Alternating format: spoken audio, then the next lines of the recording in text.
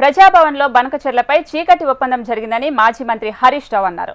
అధికారంలోకి రాగానే చంద్రబాబును ప్రజాభవన్కు ఆహ్వానించారని చెప్పారు. జులైలో రేవంత్, సెప్టెంబర్లో ఉత్తమ్ చంద్రబాబును కలిశారని చెప్పారు. ఆ తర్వాతనే బనకచెర్ల ప్రాజెక్టు పనులు ప్రారంభమయ్యాయని తెలిపారు. విజయవాడలో గోదావరి బనకచెర్లకు ఉత్తమ్ పచ్చజెండా ఊపారని చెప్పారు. బనకచెర్లపై అసెంబ్లీలో చర్చిద్దామా అని సవాల్ విసిరారు హరీష్ రావు.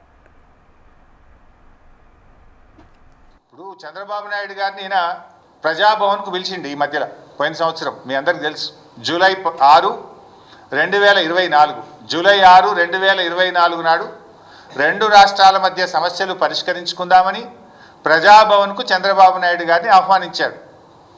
ఆహ్వానించిన తర్వాత ఆ విభజన హామీల ముసుగులో గోదావరి బనకచెర్ల చీకటి ఒప్పందం ప్రజాభవన్ ఆధారంగా రేవంత్ రెడ్డి, చంద్రబాబు నాయుడు మధ్య జరిగింది.